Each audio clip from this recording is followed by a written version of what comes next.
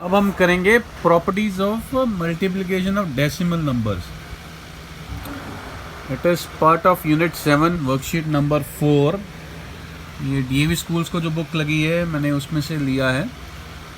तो will be doing the properties of the multiplication of decimal number. और इसमें जो प्रॉपर्टीज हमने मल्टीप्लिकेशन की थी उसमें और इसमें कोई बहुत फ़र्क नहीं है, कोई फ़र्क ही नहीं है इनफैक्ट। चलें करते हैं।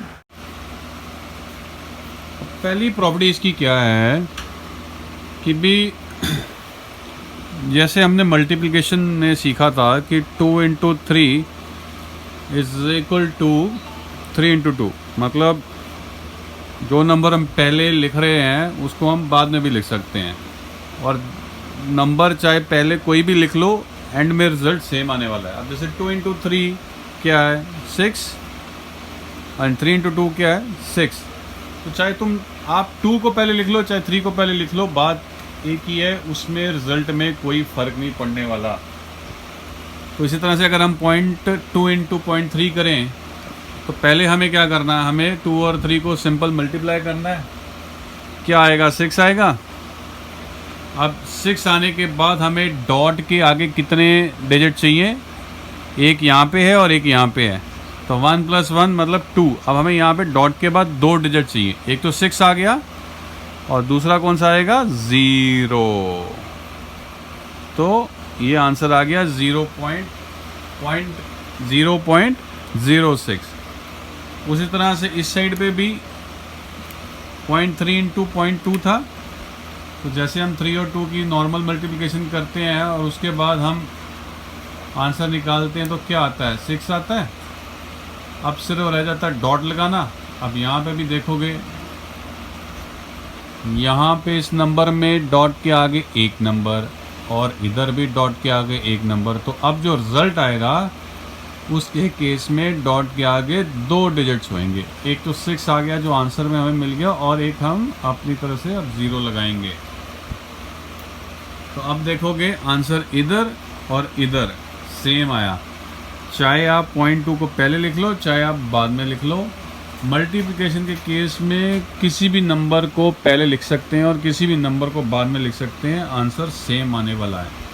तो ये है प्रॉपर्टी मल्टीप्लिकेशन की पहली, कि किसी भी नंबर को आप पहले लिख लो, आंसर में कोई डिफरेंस नहीं आने वाला है। अब इसी प्रॉपर्टी के ऊपर बेस्ड जो सम है उसमें क्या दिया हुआ है कि पहले हमें 5.8 को पहले दिया है और 6 को बाद में मल्टीप्लाई कर रहे हैं, और इधर जो पहले नंबर पे था वो कहाँ पे आ गया दूसरे नंबर पे, और पूछ रहे हैं कि यहाँ पे क्या आएगा। तो जो पहले नंबर वाला था अगर वो दूसरे पे आ गया है तो दिस मीन्स कि जो दूसरे नंबर वाला है वो पहले पे आएगा। तो यहाँ पे क्या आएगा आंसर में आएगा 6। तो ये जो थी पहली प्रॉपर्टी कि मल्टीप्लिकेशन के केस में हम नंबर किसी को भी पहले लिख सकते हैं और किसी को भी बाद में लिख सकते हैं, आंसर में कोई फ़र्क नहीं आने वाला।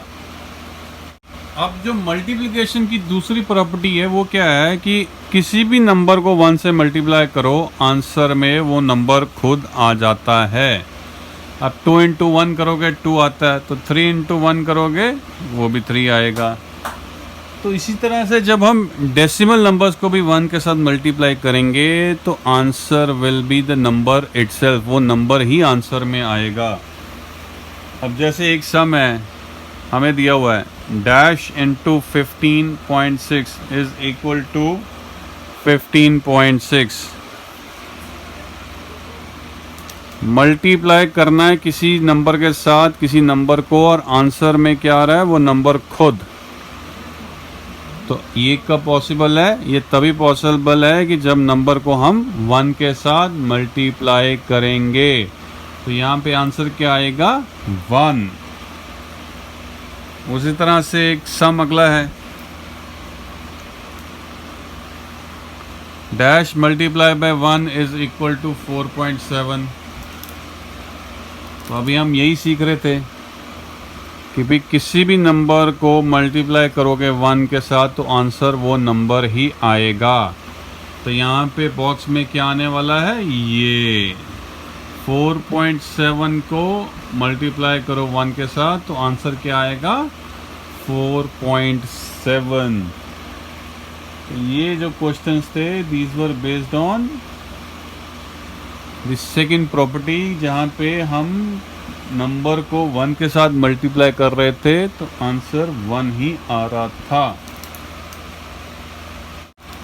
अब तीसरी प्रॉपर्टी जो मल्टीप्लिकेशन की क्या है कि किसी भी नंबर को हम 0 के साथ मल्टीप्लाई करें तो आंसर क्या आता है? आंसर आता है 0। जब हमने मल्टीप्लिकेशन में क्या होता है कि हमने किसी नंबर को ऐड करना होता है द नंबर ऑफ टाइम्स जिससे हम मल्टीप्लाई कर रहे हैं। इसमें हमारे को क्या कहा गया है कि भी 0 टाइम्स ऐड करो, तो जब 0 टाइम्स ऐड करना तो आंसर क्या आने वाला है? 0 ही आने वाला ना। तो डेसिमल के केस में भी सेम रहने वाला है कि किसी भी डेसिमल नंबर को मल्टीप्लाई करो with 0 the answer will be 0। अब हमारे को एक सम दिया हुआ है कि 0.8 इज मल्टीप्लाई बाय 0। तो यही प्रॉपर्टी हमने जो थर्ड वाली सीखी थी उसमें क्या था कि किसी भी नंबर को आप 0 के साथ मल्टीप्लाई करो तो आंसर क्या आएगा? 0। तो इस केस में आंसर क्या है? 0। अब अगला एक सम है 95.601, बड़ा लंबा नंबर दे दिया, मल्टीप्लाई करना है किससे? वही ढूंढना है। आंसर में क्या आ रहा है? 0। तो भाई जब आंसर में 0 आ गया तो समझ लो जितना मर्जी लंबा नंबर हो वो मल्टीप्लाई 0 से ही होगा, तभी आंसर 0 आने वाला है। तो यहाँ पे क्या आएगा? 0।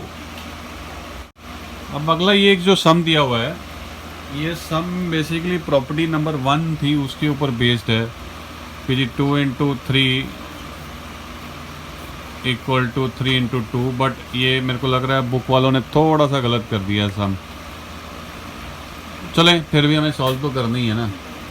अब यहाँ पे हमें फर्स्ट नंबर दिया हुआ है और सेकंड मिस है, और यहाँ पे फर्स्ट मिस है और सेकंड दिया हुआ है, तो ये तो कोई इतना मुश्किल काम ही नहीं है।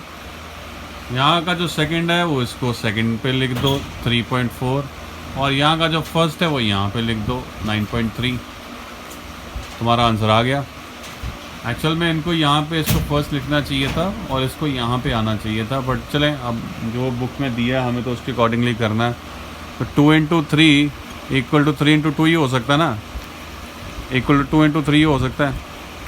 मतलब एक नंबर को दूसरे से मल्टीप्लाई करेंगे तो यहाँ पे भी दोनों नंबरों को ही मल्टीप्लिकेशन के बाद आंसर आएगा। तो यहाँ पे ये मिस था, ये वाला, और इधर ये वाला मिस था, तो यहाँ पे हमने लिख दिया। अब इन दोनों के मल्टीप्लिकेशन होएगी तो ये इक्वल टू ही आने वाले हैं। तो इस तरह से ये सम जो कॉम्प्लिकेटेड होना चाहिए था उसको बुक ने इजी कर दिया। तो now we finish this worksheet. अगर आपको वीडियो अच्छी लगी हो तो प्लीज़ लाइक करिएगा, कुछ सजेशन देनी है तो कमेंट कर दीजिए।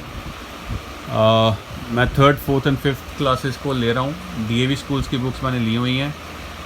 3rd क्लास की जितनी भी वीडियोस हैं वो ब्राउन कलर में दिखेंगी आपको लिखी हुई, 4th क्लास की आपको रेड में मिलेंगी, और जो 5th क्लास की वो पर्पल कलर में मिलेंगी आपको लिखी हुई, ताकि आपको आराम से दूर से दिख जाए कि ये कौन सी क्लास की वीडियो है। एंड प्लीज़ शेयर कर सकते हैं तो करिएगा, आपकी वीडियो के नीचे शेयर का ऑप्शन है, आप व्हाट्सएप के थ्रू अपने फ्रेंड्स को ये शेयर कर सकते हैं। Thank you very much.